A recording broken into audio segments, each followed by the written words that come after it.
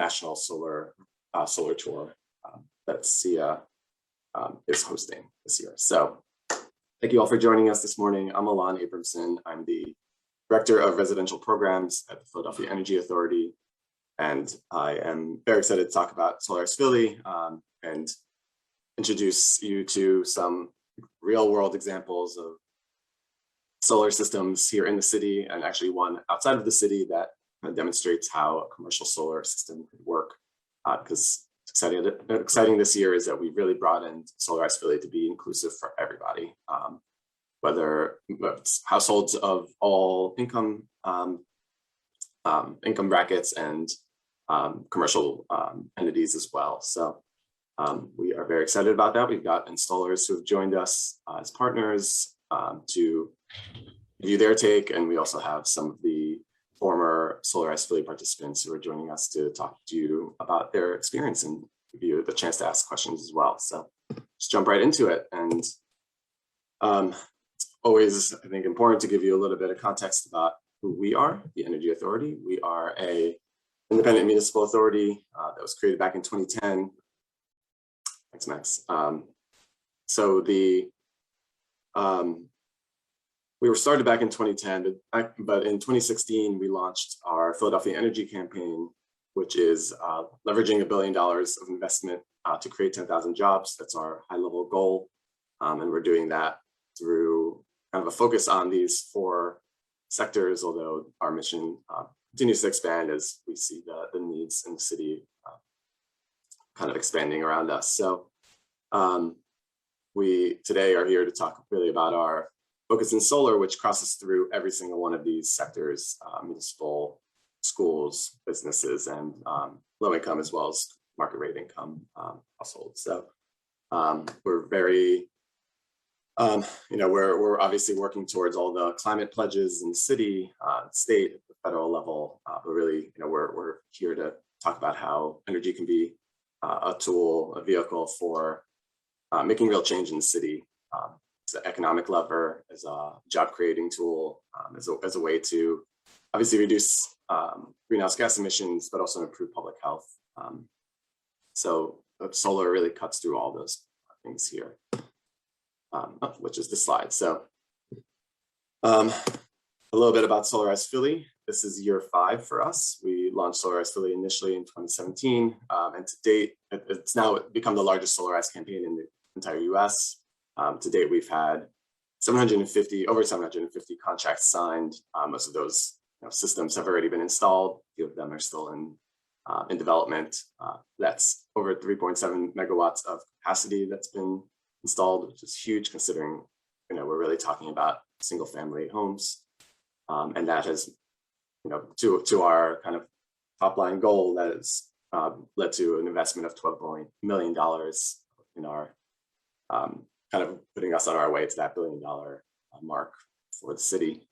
I've had a ton of interest from folks, which is really exciting to see. Over 6,500 households have signed up interested in solar. We've been able to provide them with quotes and inform them on the potential of solar on their roofs. Not everybody goes forward. There's many reasons, but we're trying to do our best with Solarize Philly to adapt the program and really be able to meet everybody where they are. Help them go solar today.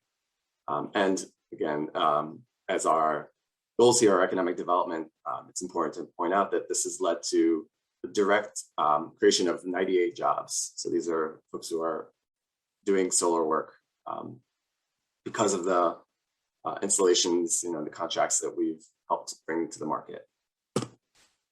So as I mentioned, we are now in our 5th year, and in this new phase, we are really expanding the reach of Solarize Philly. Still the same basic model. It's essentially a bulk purchase. We're helping everybody in Philadelphia save on the cost of solar, and also helping put some protections in place for customers. But at the end of the day, our goal is to just support you as the homeowners and the business owners to understand what solar is, how you can do it at your home, and help you actually find the means to pay for those systems. So what we have done this year is introduce a new financing tool through a partnership with PosiGen, who's on the line. along with our 2 other installers, Solar States and Superior Solar Design. PosiGen is offering a $0 down leasing option where there's no escalator on that lease cost. So you basically have a lease price for the duration of your 20-year lease that is designed to be lower than what you're already paying for electricity. So essentially we're saying, we'll put solar on your roof, you won't have to pay anything. We're going to reduce your electricity cost by X amount, and then that savings is going to be greater than what your monthly lease price is going to be, at least on an annual basis. It's really exciting. That kind of eliminates some hurdles for folks who don't have equity in their homes or don't have the capital up front to pay for a solar system. And we're also expanding into the commercial space and have some financing through CPACE and other ways, and some installers, Solar States, and another larger installation company that we're still in the process of contracting with, who can support businesses to go solar at their premises. And these are just slightly different types of projects, so we need some installers who are specialized in that space. So how do you go solar? Very simple. We try to make this as easy as possible. You go to solarizephilly.org, sign up through a simple form. We try to collect your PICO bill. That helps us understand how much electricity you're using now. That's kind of one of the key things we need to know to size your system appropriately. And then basically do a little bit of a review, and we assign you to one of our 3 installation partners, which again are Solar States, Superior Solar Design, and PosiGen. And then of course step 4 is going solar. So it's a very easy process, and we're gonna spend some time going through some videos and showing you how this process has gone for other participants in the past. So with that, unless there are any questions or thoughts from our panelists, I am ready to jump right into the videos. Stop me if you want to say anything, panelists. Give me 1 second while I switch my screen share. Hey, we're excited. This is Athena from PosiGen, and we're very excited to be offering that new financing option for, as you said, for Philadelphians. It started 10 years ago, and we have a lease option with no escalators, and our motto is solar for all. So happy to be bringing that to Philadelphia. Ooh, and of course now I'm in the process of trying to find said video, so bear with me, guys. Apologies. Been a little bit of a hectic morning on my end. Absolutely. Yeah, and my video isn't working, or I show you the solar panels and on my roof. So you know, got to go solar to be in. Yeah. I know, Alon, you have a solar system on your house. Yes, I will say I have had the I guess the privilege of going solar through the program. I was back in 2018 or 2019, and I think in our 3rd phase of the program. And then in the 4th phase, I added on to that system. So I have 8 panels on my roof, main roof, and I have another 4 panels on my porch roof. And I added the porch roof partly so that we would have some visibility for neighbors, because unfortunately you can't really see the solar panels on the main roof. So I wanted to make sure that understanding that seeing solar in your community is a big prompt for folks to consider it and go solar themselves. I wanted to make sure that they had that chance to see it themselves. Absolutely. Yeah, ours we started in 10 years ago. So this is the 10-year anniversary of PosiGen.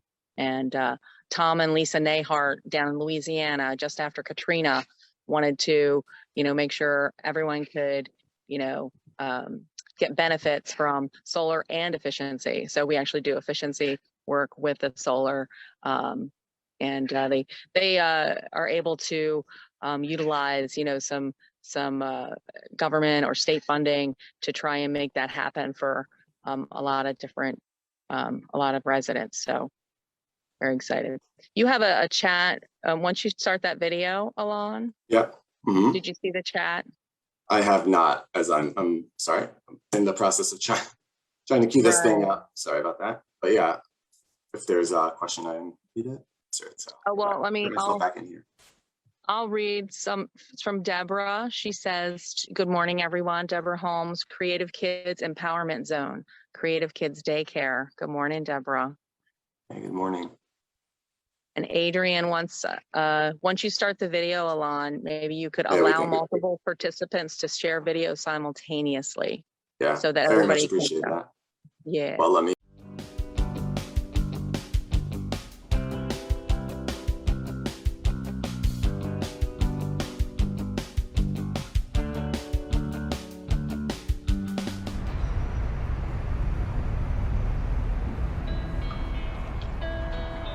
I've always wanted to put solar on my roof.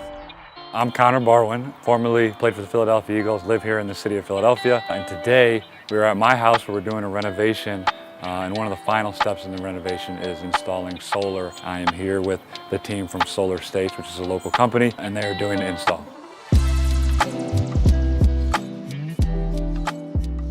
I'm Micah Goldmarkel, the founder of Solar States. Solar States' mission is to be the on-ramp to the green-collar economy for inner-city Philadelphians. It's amazing that Connor is so into green technology.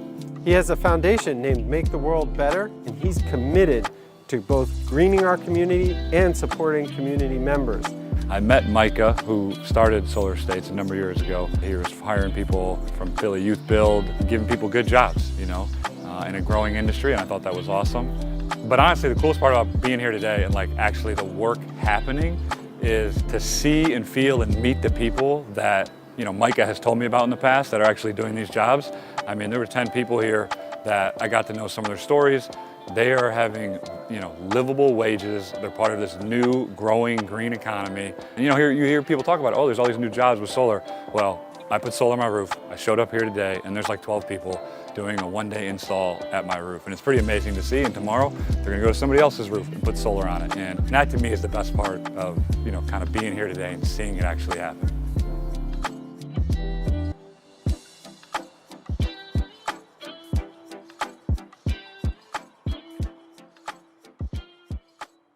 Hi, I'm Liz Robinson, and I am the proud owner of a solar system on this roof. And I'm just going to tell you a little bit about it. This is a rental property that we bought about 3 years ago, and my husband and I live right up the block.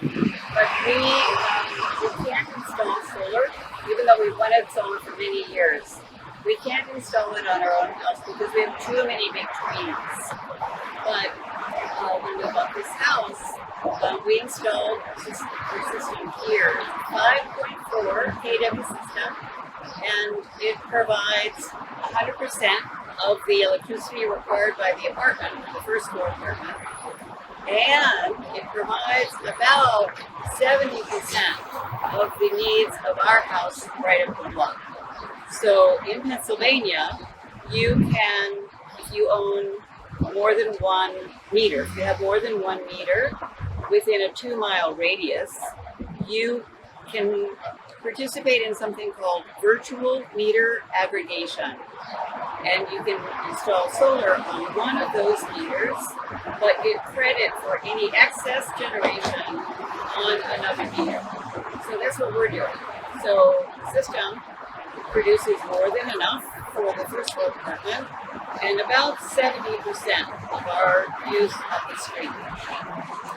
We participated in the wonderful Solarize Philly program, and to be frank, it was fabulous. Here is a picture of my husband on the roof with 2 of our Solar States installers who were just tremendous. Really wonderful, wonderful group to work with. This is the bi-directional meter that monitors the output of the solar system and the consumption of the house and the difference between the two. So it's the difference between the two that we get credit for up the street. Pico was terrific. We had wonderful cooperation from license and inspections at the city. They came out exactly when they said they would. PICO came out exactly when they said they would. Everything went really smoothly. So it's just been a real delight to participate in the program. So the system is wired, as you can see, through this conduit, and this is entering the basement of the house at this point.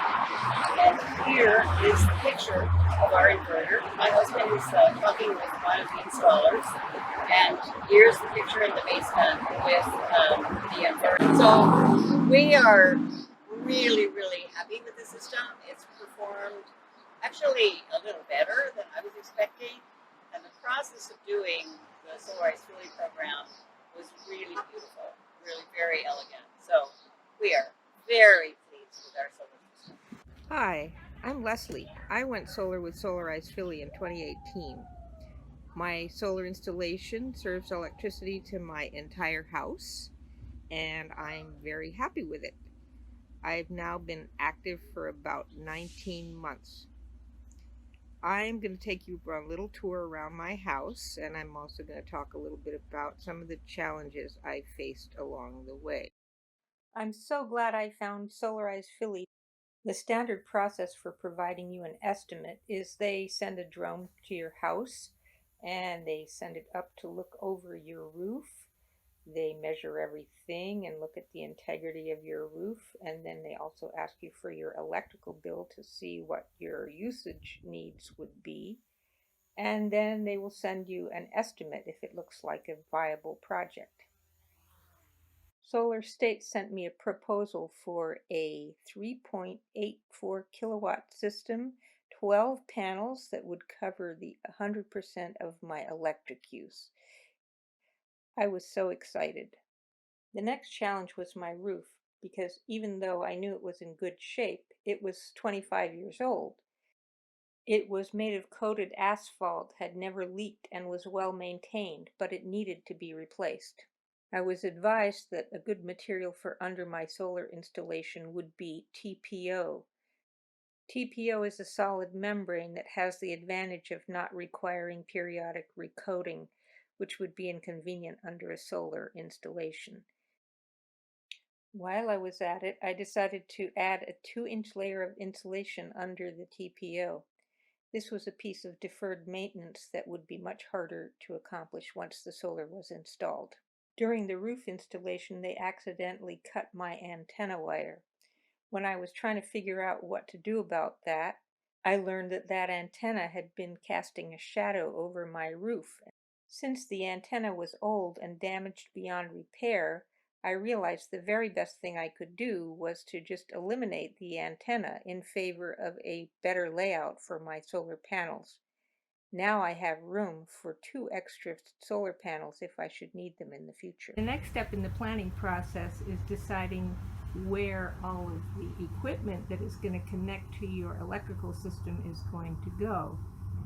A lot of people put the inverter box on the outside of their house. We decided since the inverter could not really fit in a good place on the outside, it could be put inside my garage. They drilled holes through that big stone wall to run the wiring through, and here we are at a solar inverter box, which is the standard equipment with any solar installation. This inverter is continuously sending data to Solar States, and then it comes into my app, which I have on my phone, so I can see how my solar is performing.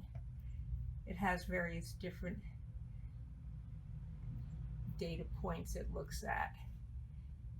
An inverter converts the DC current of electricity to alternating current AC, which can be used to power the house. The inverter then has to feed the electricity back into the house where it will reach the electrical boxes. So they ran the conduit pipes up along the ceiling and took a turn back down into the back wall of the garage where it enters the house. You see they've done a really wonderful job of installing it neatly so that it doesn't interfere with anything else in the room. Coming back into the house, we find this closet, which has a conduit pipe, which is coming in from the garage.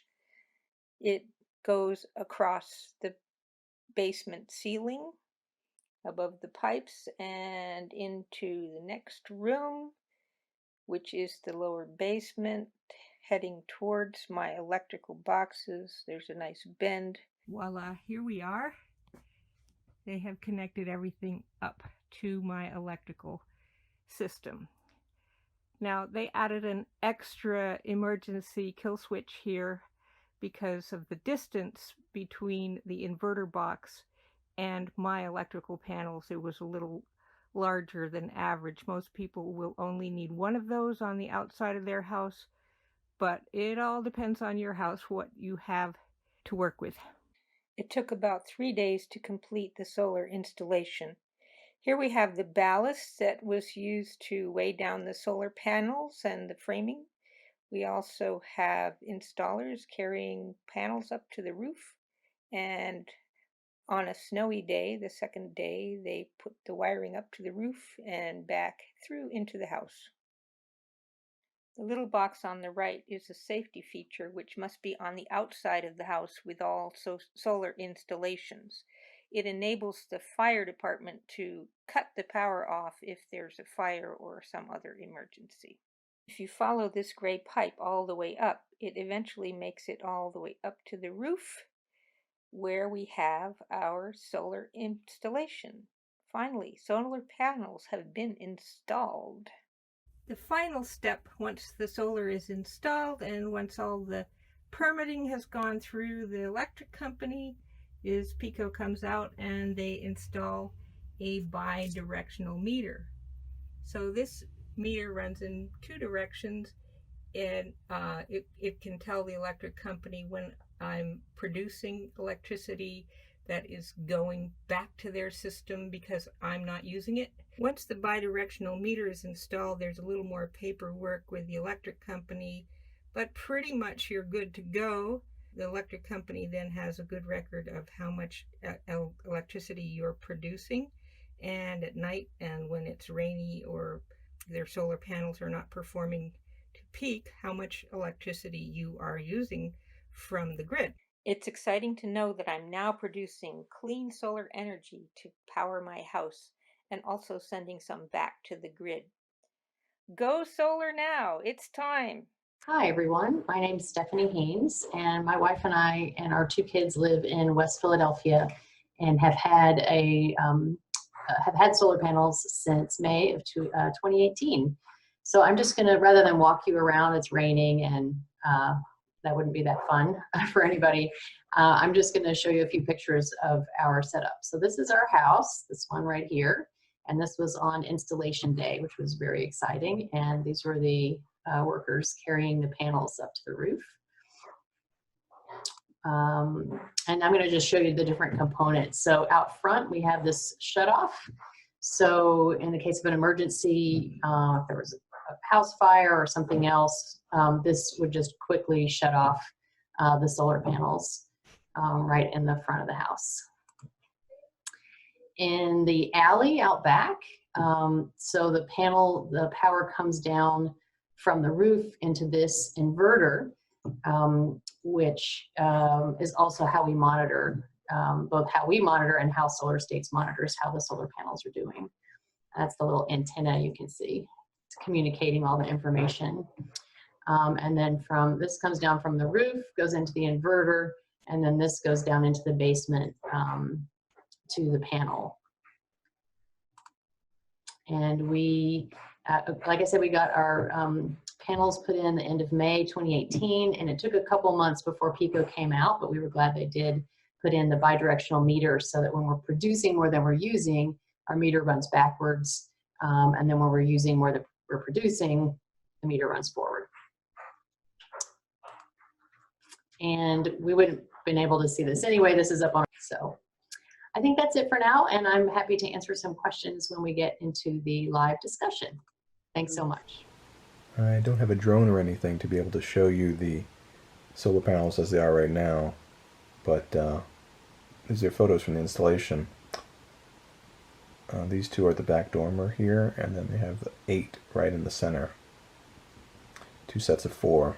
You can see that they're kind of angled. Again, here are the 8, and then we have 2 on the front dormer. And here are the 6 from the porch installation. This is our Pico electric meter. I don't know if you can tell, it's a little bit newer than the one next to it, but it really doesn't look too much different.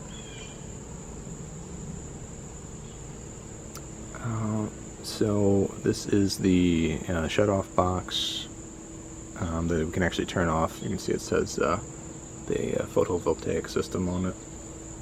So we can actually turn the whole system off if we wanted to from out here.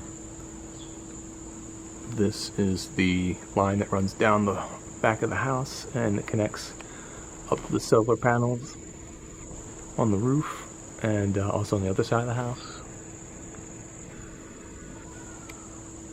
And this is the 2 lines that go down into the deck and then into the electric breaker box that we have down in the basement, which you'll see in a minute. So here we are in the basement. These are the 2 lines that are came in under the deck. We'll follow them over to our panel box.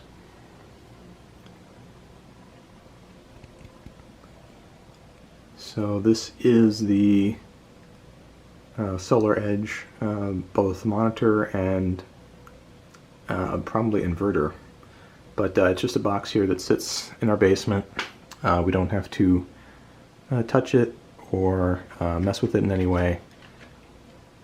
So the power comes through the gray line into the inverter and monitor, and then down into the actual panel box, the breaker box, where the electricity can be used, and then anything that's in excess of that goes out the black line and then back onto the grid. So it's just an extra box that you're going to have next to wherever your normal breaker box is. Hello, this is Hidden Glen Farms in Kenneth Square, Pennsylvania, and this is our 17.82 kilowatt solar system installed on the south side of a 300-year-old bank barn. We recently had to replace the roof, including the rafters, so the structure was able to handle the weight. We also used standing seam metal roofing, which made the attachment of the framing of the panels much easier. The panels are provided by LG, and the hardware is provided by Outback. Our emergency backup battery is provided by Blue Planet Energy. The 54 panels are split into 3 series of 18. The 3 series are then passed through these 3 charge combiners and into a rapid shutdown transmitter. They pass through 3 charge controllers, which are responsible for keeping our batteries at the proper charge. Our DC then passes through these 2 converters and comes out as AC, which is measured by this AC meter. This is the meter that we will use to determine our SRECs, or solar renewable energy credits, which we can then sell on the open market. The software is contained in this MATE3 module, which measures the solar production, the house and barn usage, and the net meter. As you might be able to tell, the fans for cooling the inverters can be somewhat noisy, so placing equipment in the barn rather than the house was our preferred placement. We've installed the AC disconnect, which is required in case any emergency services need to access the roof. As we have emergency backup from a battery system, we have an automatic transfer switch This comes into play if and when the power from the grid goes out. In that case, this switches over to our battery for emergency power. Then, if and when the grid comes back online, it switches off the battery and back onto the grid to provide any excess power. The AC then goes to our critical load panels, both here and at the house, to provide all the energy that's required to run both our farm and our house. Professional services were provided by Solar States of Philadelphia, who provided the design, the installation, and the technical adjustments to the system. The cost for the system, not including PICO charges and permits, was $124,000. So that, I hope you've appreciated our presentation, and I wish you the best of luck with your own projects. My video back on here. Stop sharing my screen. So we've seen a whole bunch of questions come through from you guys, and I have some kind of prepared questions already for my panelists, but I feel like your questions are probably the best place to start. So why don't I open up our chat window and kind of toss these out to some of our panelists here.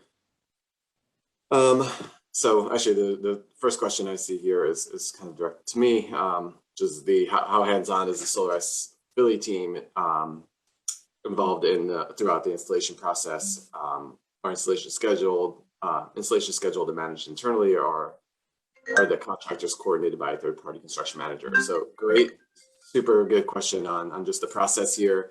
So the Philadelphia Energy Authority's role, put it kind of, most simply, is to help coordinate the program itself. So we've brought on a set of installer partners, and really they are the ones that usher you through the entire process. The extent of our involvement really as the Energy Authority is just to facilitate this program and to be here as support for any participants. If something comes up, if you have questions, if you have concerns about your installer, really anything of that nature, that's when you'd come to PEA. But otherwise, the assigned contractor is going to be able to take you through every single step of the process. Otherwise, so and I don't know if our Athena or other Athena would like to speak to that at all. Which question was that, Alana? This is the kind of the process, and is there like a construction schedule?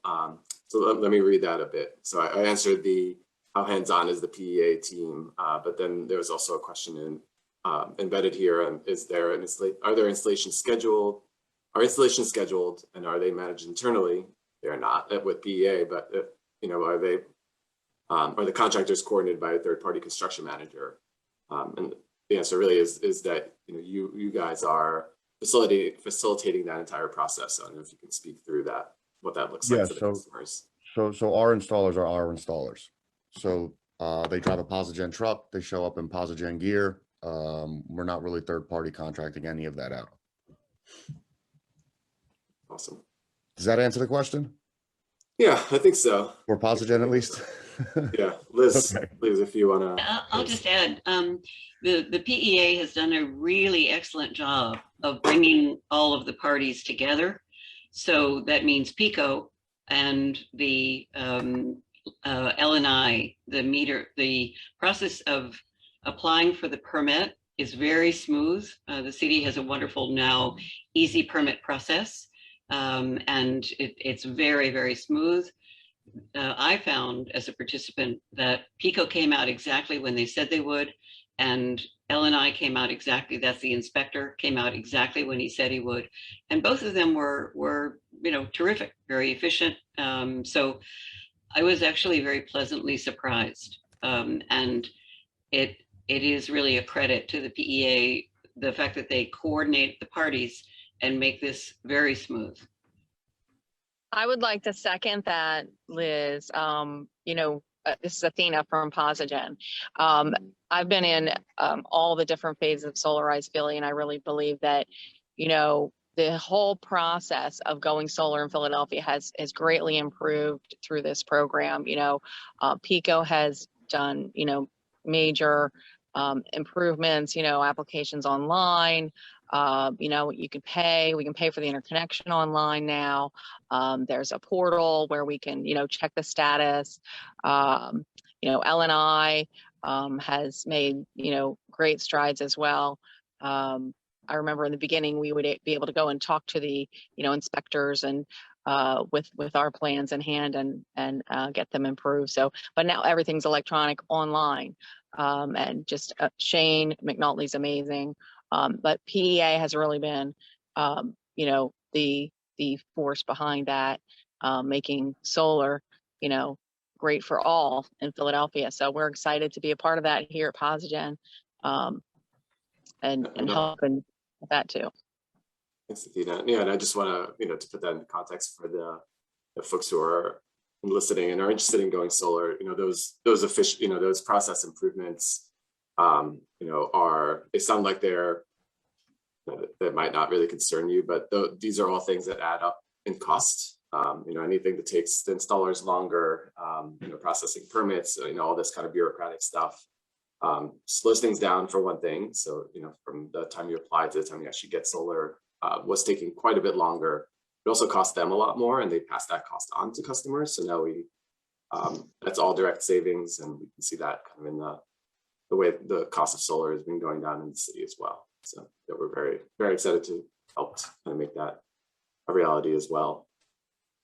So another question, in my intro, I mentioned that I purposely made my solar more visible to folks on the street, but we got a really good question in response to that from Michelle. Says she lives in Spring Garden and is in a historic neighborhood where they're not exactly keen on change and on that kind of visibility on those solar panels. I'm not sure if any of our Solarize participants are also in historically designated districts, but so they can speak to this. But otherwise, I don't know if Athena or Liz or Ron, if you want to speak to, what can you go solar in a historic district? What does that look like in the city? We have so many areas where they are designated. Absolutely. You just have to get you have to have the historic office bless your plans, so they'll review where your conduit is run. They'll review if the panels are visible from the street or some other area. It's just a process, we're respecting the historical district, and they're respecting, our customers' desire to go solar. Liz, I saw you had your hand up. Yeah, generally speaking, if nothing is visible on the front of the building, on the facade, just the front side, that's what the Historic Commission is really concerned about, is everything on the front. The rest of, anything in the interior of your building, and frankly, anything on your roof that's not visible from the street, and conduit running on the side or in the rear, is of no concern to the Historic Commission. So, and people frankly don't put things usually on the front of their home. So I would proceed, and if there's a way to expedite the Historic Commission's review, I don't know, Alon, if that's possible, but we can look at. Yeah, I think it would be worthwhile to bring them into the conversation. Great point. Yeah, I think that's the one department I'm not sure we've had as much direct involvement in. It's a little bit more niche, whereas everybody has to go through PICO and everybody has to go through LNI. Historic district only affects a subset. Well, great. We did have a question from Deborah, who was asking about, she wanted to know the comparison of electric bills before and after, but also asked if there was fees based on income. Is it a solely financed program? Kind of a set of questions in there, but I don't know if folks want to speak to that. Well, sorry, maybe before we move on, Leslie, it looks like you have something to add here. I actually have, that's part of what I was going to talk about in my presentation. The electric bills, technically, if your solar is right sized, they they should drop down on a monthly basis to just the customer fee. And the customer fee is right here on your electric bill. It's on the second page. And that's just the connection fee. My solar bills from the year before were averaging throughout the year about $95.50 a month.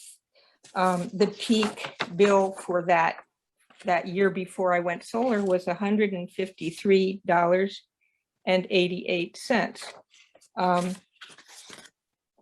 Now it is $10.10 a month. And that should continue throughout the year, assuming your solar has been sized correctly.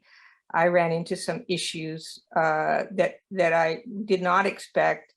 My solar is probably a little smaller than it needs to be to meet my needs because my needs have increased and I had not planned for increasing needs. And like, for example, I bought new air conditioners after I put in solar and added air conditioners to my house, and that increased my solar use. I also have done a look back on my electric bills. I've now been active for 32 months, and I did a look back on my electric bills both before and after. And the electric bill contains a average monthly temperature metric, and I compared the temperatures for the years, all the years before and after, and the temperature has increased on average about 1.5 degrees between now and 4 years ago before I started solar. So the temperatures have been gradually increasing, which means that I am using more energy every year than I expected to be using. And of course, that's a climate change thing that is something we're probably going to be seeing more of. So I do recommend that when you plan your solar, you talk to your installer and make sure that you take into consideration anything that you can predict and maybe leave a little room for the unpredictable. Another example is the pandemic. I'm home all the time, so I'm using more electricity. So to build a little bit of leeway into your sizing of your electrical system so that you get even bills every month.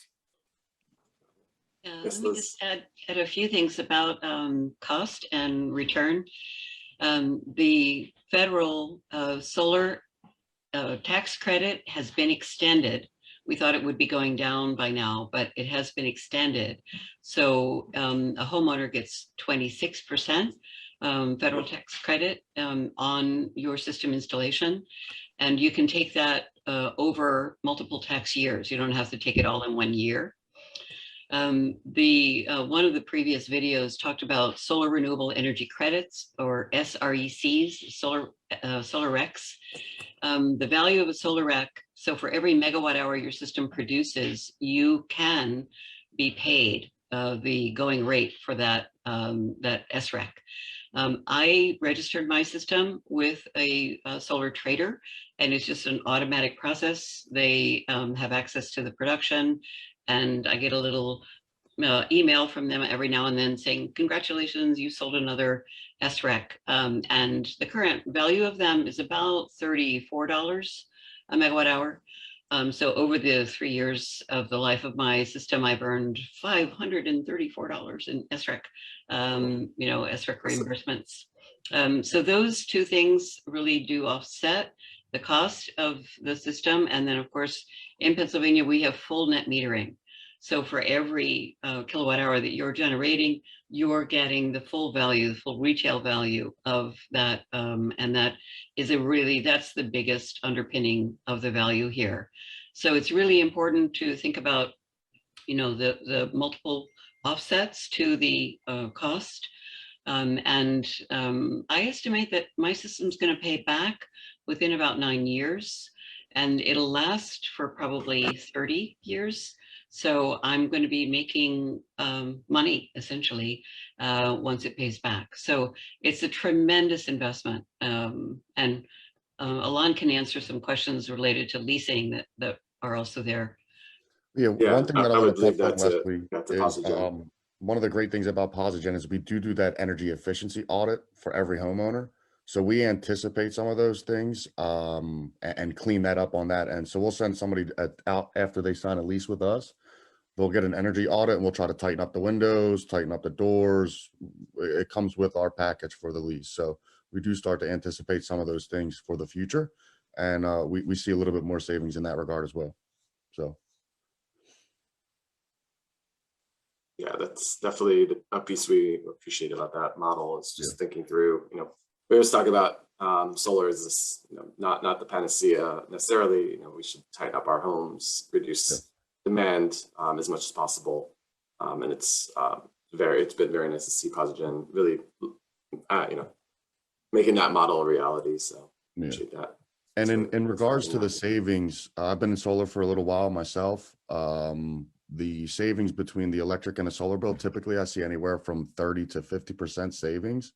It just depends on that household and how much electricity they're using and what size system they need.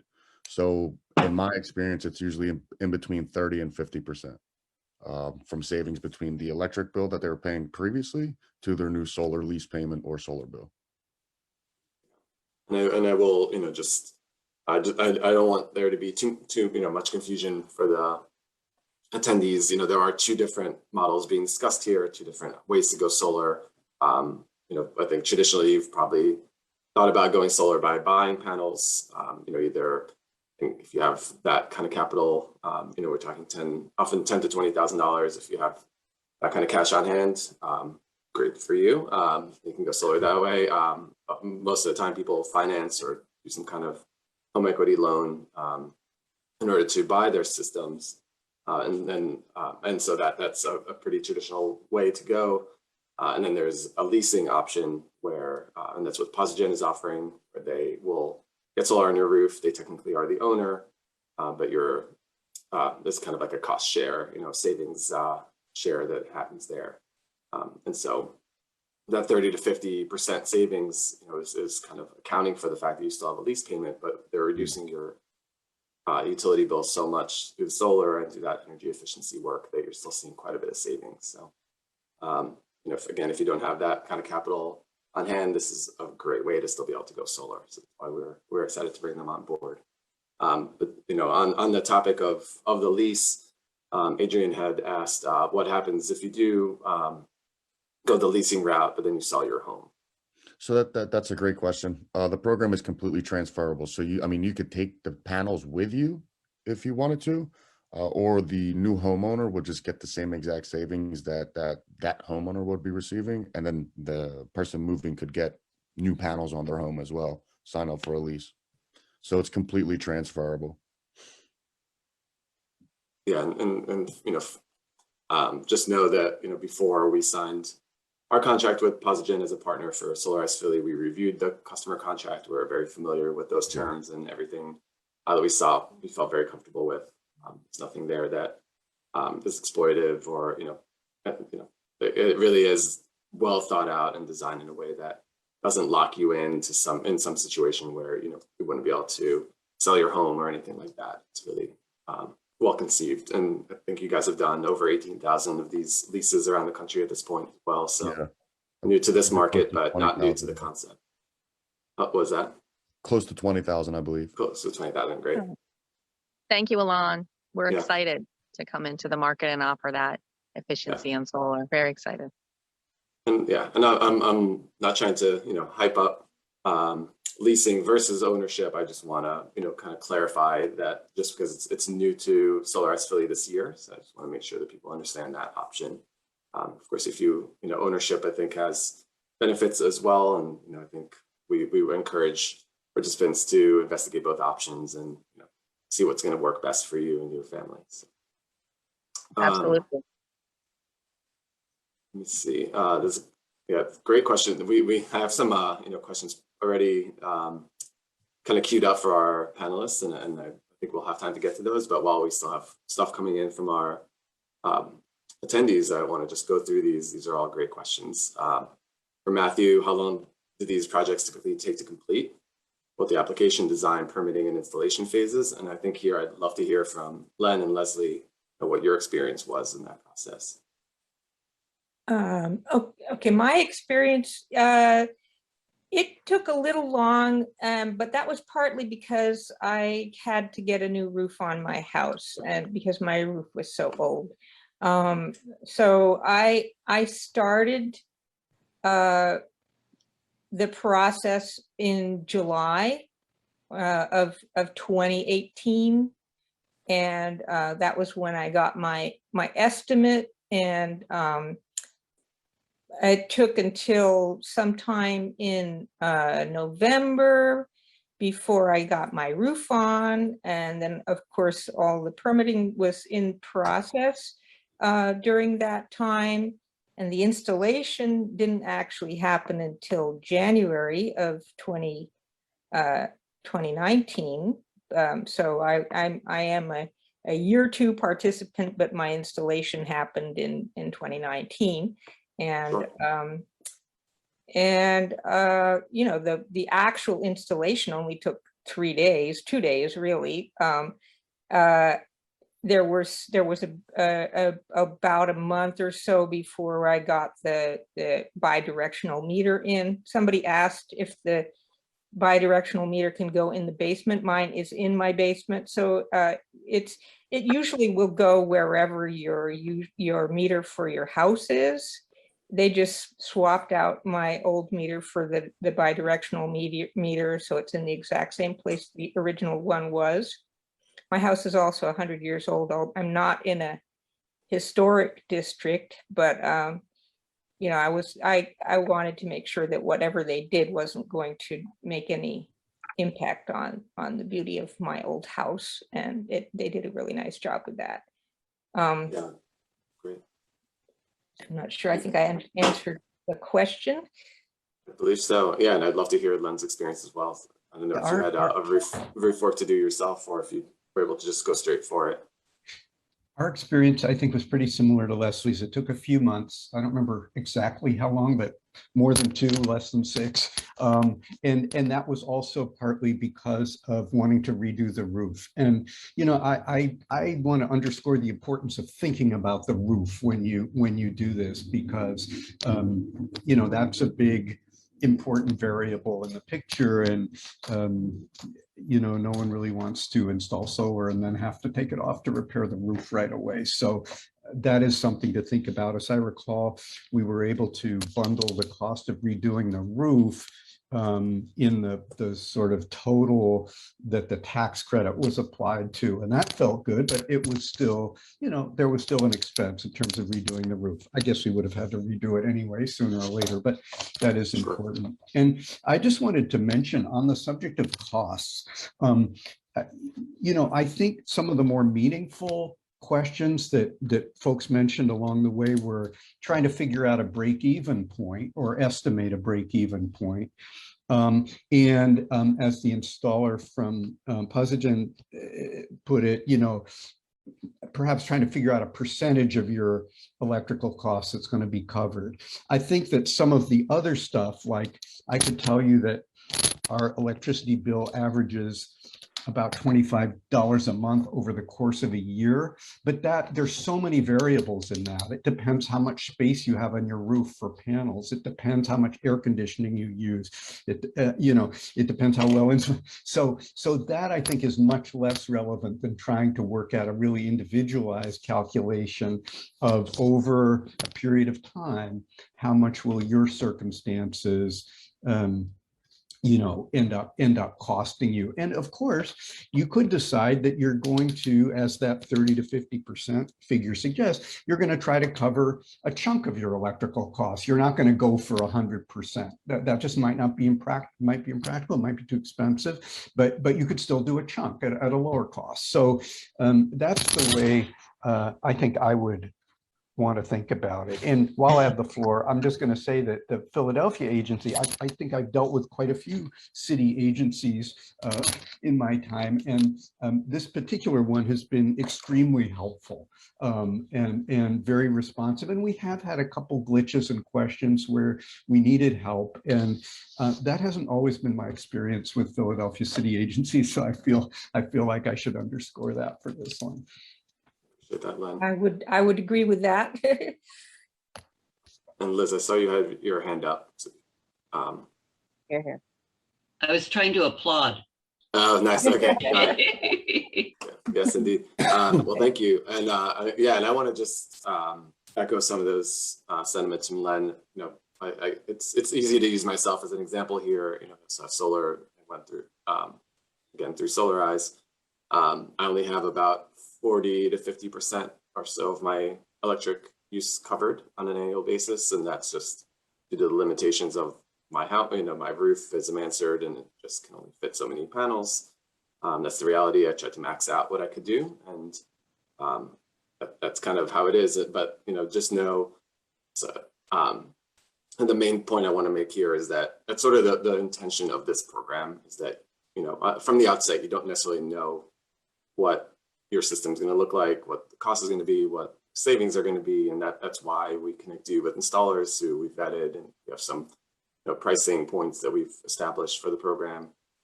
So you know you can get a design from one of these partners. They'll basically try to work with you to get kind of the maximum value for your site, for your situation. And there's no risk in kind of signing up and getting that information, so you can make that kind of decision. So the piece I want to say. Liz? Yeah, I just want to add to Len's discussion of roofing and Leslie's. When I installed the system on our building, we also had to replace the roof, and I decided to white coat it. So, and you've seen a lot of the roofs that are being shown in the videos are white. And the reason for that, if you're not familiar with cool roofing, is that a cool roof, a white, highly reflective roof, will reduce your air conditioning load by about 20 to 22%. So your air conditioning bill will decline. And there are two other really strong advantages. The system, your solar system, will perform better. One, because it's not sitting on an incredibly hot black asphalt, melting tar roof all day in the sun. It's sitting on a cooler membrane, a cooler roof, and it doesn't. It is also getting reflectance. So the sun is reflecting up onto the panels at a slightly higher rate. So the panels themselves become more efficient, and they produce more solar electricity. And then the third huge advantage is your roof will last longer. That white membrane is protecting the roof below, and the extension of the life of the roof, it varies, but I'm planning on my roof that it'll be a roughly 10 years. And my plan is to get back up on the roof and recoat it when it needs to be recoated and not take the system down. So the system will last 30 years.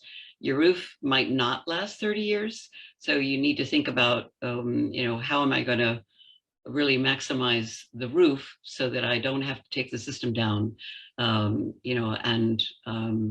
replace my roof. Yeah, for sure. Ron, did I see your hand up, or were you just? Yeah, no, I'm sorry, Liz, I have to challenge you a little bit on the improved efficiency on the solar panel under a white roof. I've tested this with a checking the temperature behind the solar panel, and the hotter it is, the efficiency is reduced. And I was on a particular roof where it had both a black and white, and I was surprised, but then it made sense that in fact the temperature behind the solar panel over a white roof is actually higher than it is for a black roof, and that's because it's reflecting off the roof, and it's already changing into an infrared, like a lower level of like a thermal heating, and actually starts to heat the back of the panel up more. It's not to say that it certainly protects the roof more. That's no question about that. But that's where you would think maybe a bifacial, solar panel would work better, because you now can take that irradiance, back there. So I was surprised, to see a slightly, higher temperature. It's nothing worth thinking about. It's very marginal, but it was kind of interesting to see that. Getting into the weeds. Thanks, Ron. I appreciate that. That's a good clarification. Dina? Yeah. There are a lot of studies out there, that talk about the white roof and the lower temperature. So there are scientific studies. It is a very small percentage, I would say. And it's really, it won't impact it. I weighed the cost of the roof versus the increase in efficiency, and it's not really there, but I highly recommend. We actually are partied with a local roofer who's going to come and assess, the roofs before we put solar on, because it's true. I mean, you do want to get it looked at, whether it's just a coating or something more. And this, is a local guy and invested in the community, and he's the roof is important for sure. And once the solar's on top of it, it kind of protects your new coated roof or whatever you had done. So it protects from the elements and the sun's hitting the pump panels versus the roof underneath. So it's definitely a good idea to get the roof. I will just give a shout out to one more, to kind of carry on this white roof conversation. This has evolved in an interesting way, but secondary benefits here to white roofs, and the reason they existed in the first place is that they do reflect and reject heat off that roof space, and that is a really good, effective way to lessen the heat island effect in our urban areas. So we'd recommend it regardless.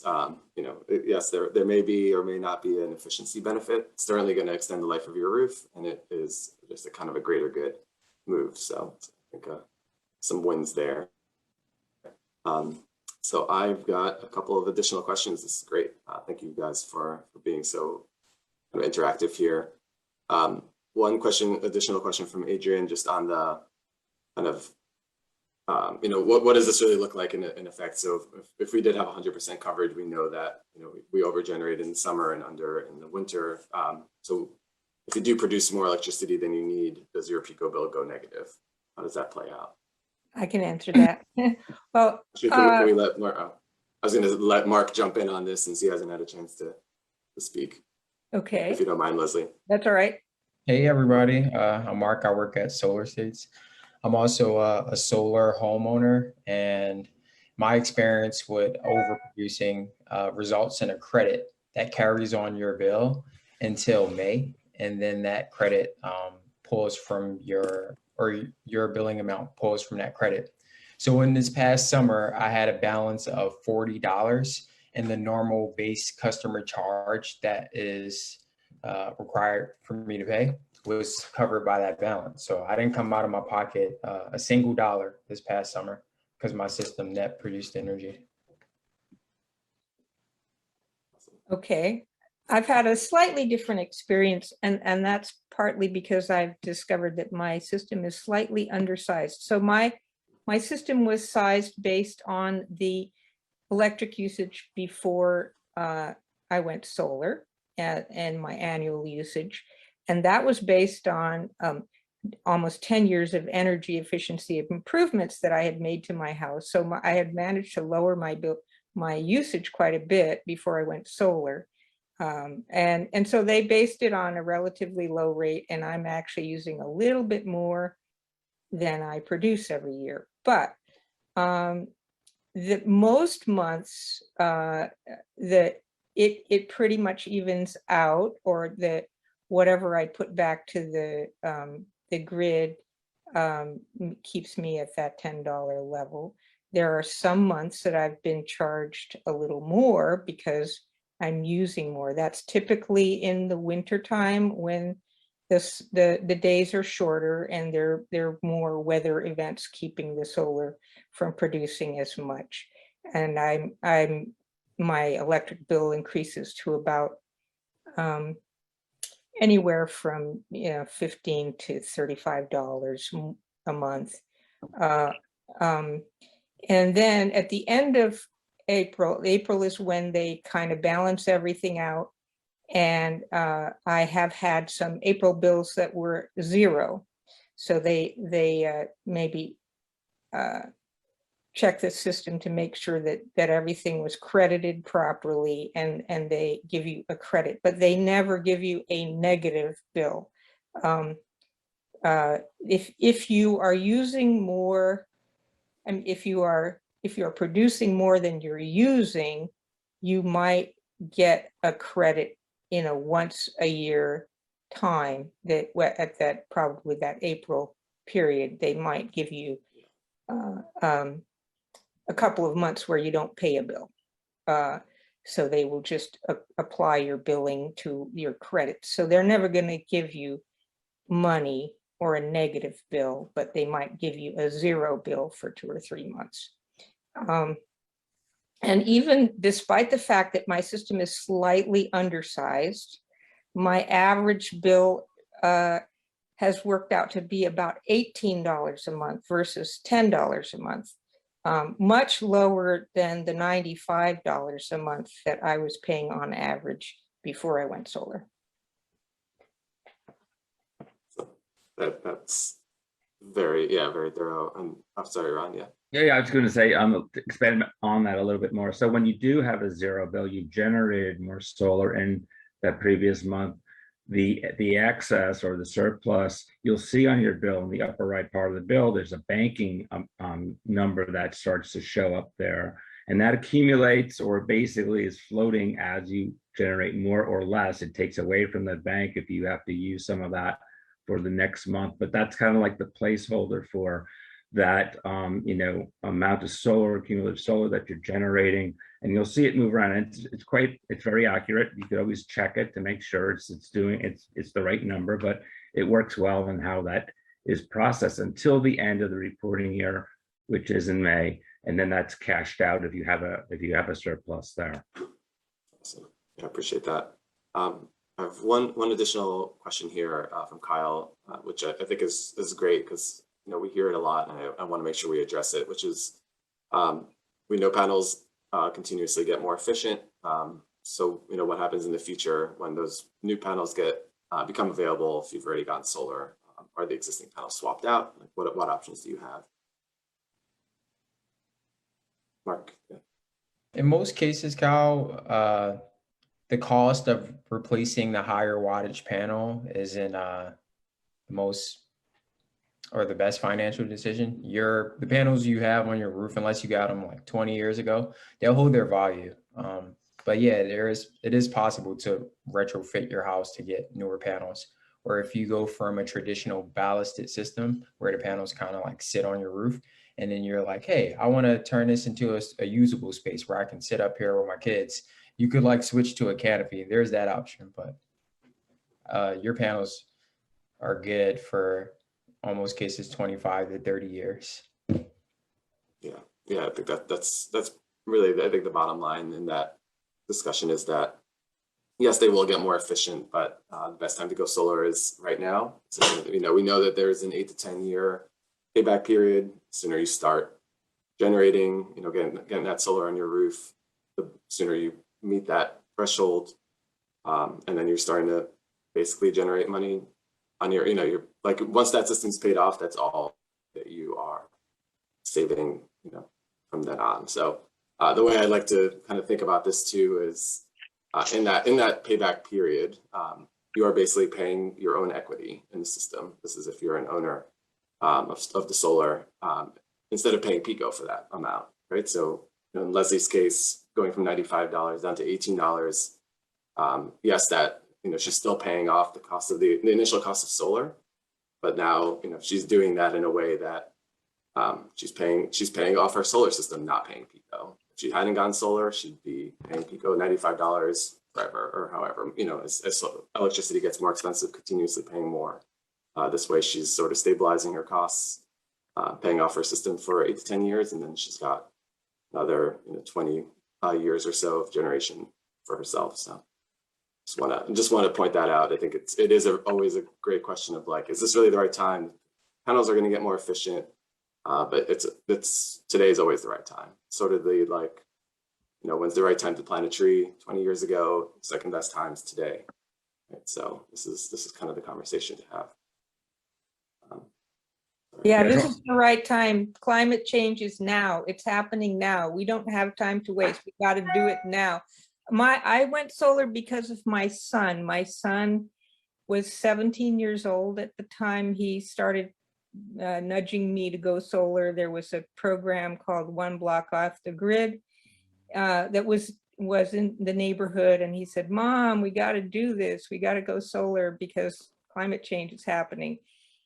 And I kind of threw up my hands and said, "Okay, let's look into it." And well, that was 12 years ago.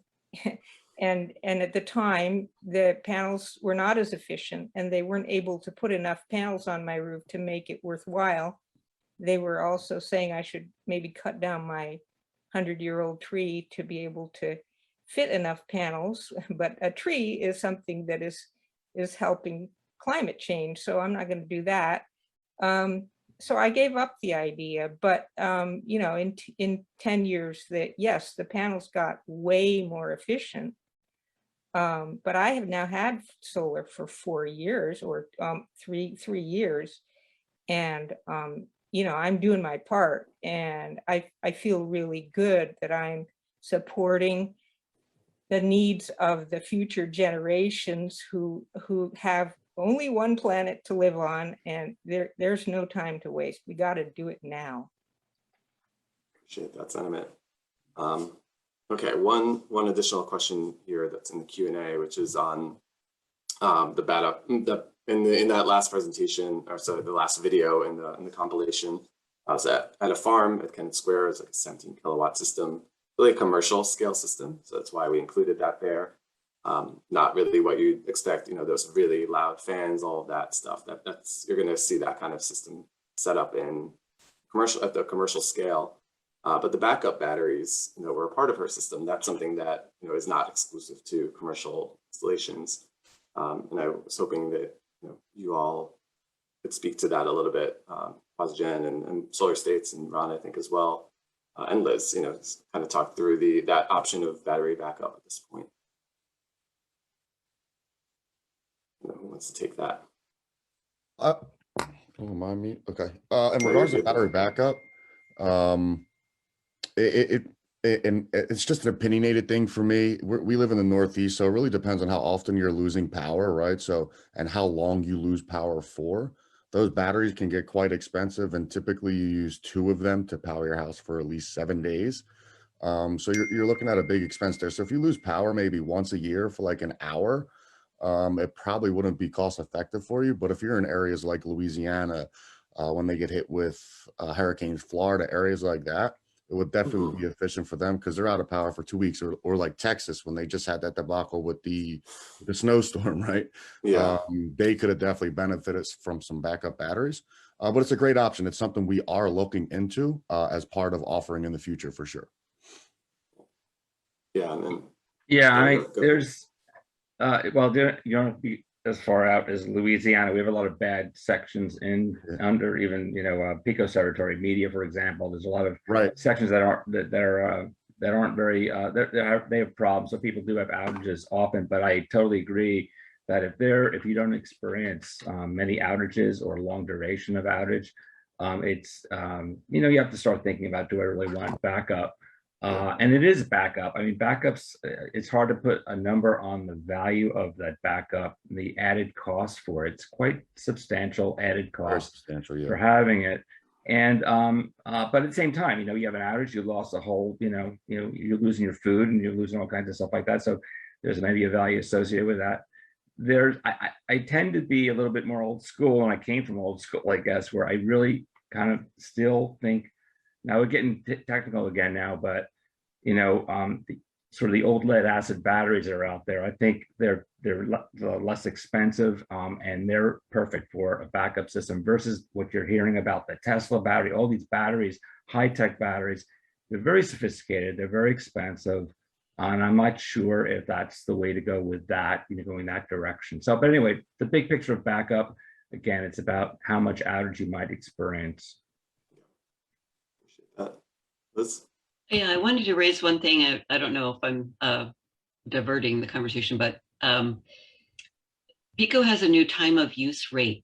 And the time of use rate is very, is something that every solar homeowner should look at, because it may be very advantageous.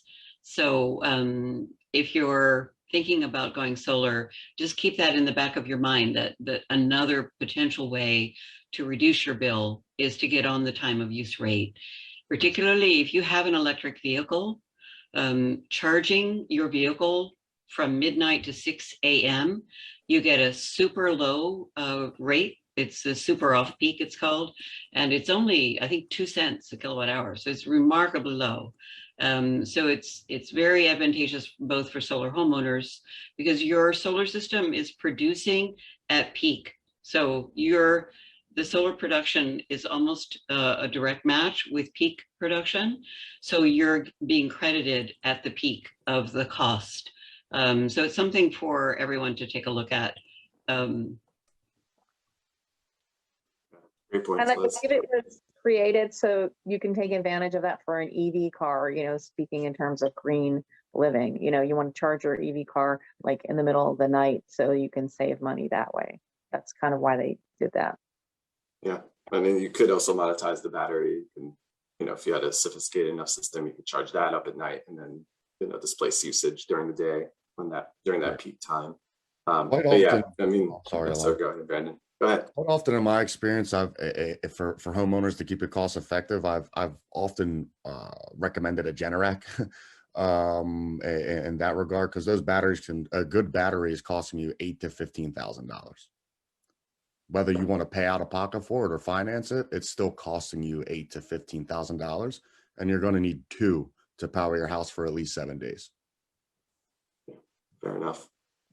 All right, one final question I think here, and that is, let me see, I just lost it. This is a great question from Max. Who pays for repairs, right? If something does go wrong with the system, what happens? Are you asking me? Yeah, both installers, I think, would be great to hear from. Yeah. There's a manufacturer's warranty on everything. So if it's something wrong with the panels or something in regards to being, not a microinverter, the word's escaping an optimizer. There you go. It always escapes me. Something's wrong with the optimizer, something like that. That would be on the manufacturer's warranty, and that would be taken care of. You could just call into PosiGen, and we would get that set up for you, for sure. So we do, as if you do a lease with us, we are maintaining that system throughout the lease up to, for 20 years. And then you can, purchase that at the end of the lease as well. If you purchase the system, we have a warranty as well. I'll have to check on it. Hey, whoever asked that question, thank you for bringing that up. I know somebody who owns solar, is important to know how to fix your system if anything goes wrong. In addition to the 25-year warranty we offer on our panels, we offer a 10-year labor or 10-year workmanship warranty on it. And the labor warranty is included with the LG panels we offer. So it would cover our cost of coming out if we did need to swap out something. That's awful. And just as a solar homeowner, I will just say that I'm now 3 years in, completely trouble-free. If I didn't know those panels were up there, I would just, there's been nothing to remind me that there's something going wrong, anything being different than what it was before. I've got my electricity, it's reliable, and it's a trouble-free system. Set it and forget it. The best. And I will say, in my experience also, a customer, I have a microinverter system through Enphase, and I did see one of my panels was not showing up kind of in the grid. It's just kind of not appearing to generate. Got in touch with Solar States, who was my installer, and they were up there to diagnose and then eventually actually swap that microinverter out. Super quick.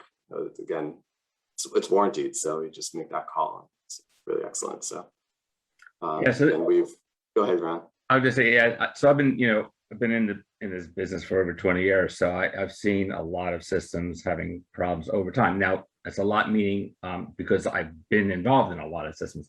It is they all operate quite well. I mean, it is like pretty much maintenance free. You may not see any problems for many years. Its inverters is the weakest link. They all have a 10-year warranty. They'll eventually kind of fail. They sometimes can last a few years after that 10 years. And then that needs to be replaced. Now, I think it's really important to know about that workmanship guarantee that an installer has, because not all do have that. Unfortunately, some installers, going way back, that I've been involved with, they do, that maybe the installer goes out of business or changes, whatever, so that you don't have that warranty anymore with them any longer. But it's like, it's the inverter. The other interesting thing that comes up every now and then is squirrels. Squirrels like to chew on wires. And there's been, I'd say, I know of at least maybe 15 out of the many products I've had where there's been damage there. So that has to be kind of repaired. And you put what's called a squirrel guard around. You put like this mesh around the whole array on the roof, is if there's a possible problem where you might have squirrels. Squirrels can't get underneath their nest. But other than that, it's just it's kind of I know so systems that have been in for 15 now, almost 20 years, and they need some repair. And unfortunately, the original installer isn't around anymore, and it's very challenging to figure out how to help them. They have to pay for that kind of labor, for the repair. So, but it's not very common. These things will really work for a very long time without much of any problem. Yeah, and that's that kind of possibility is why when we selected our installers, we made sure they're not at risk of going bankrupt or anything like that.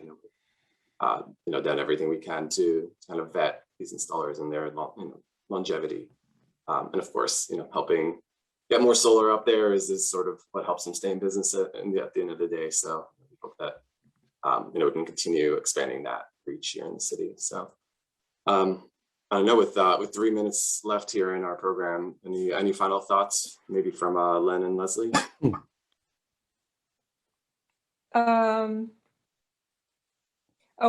One little tip that I ran into a small snag when I started going solar was that I was using a third-party energy producer. I was signed up with Green Mountain Energy, and it didn't occur to me that they wouldn't be able to carry my banked credits. They wouldn't be able to bank my credits for me.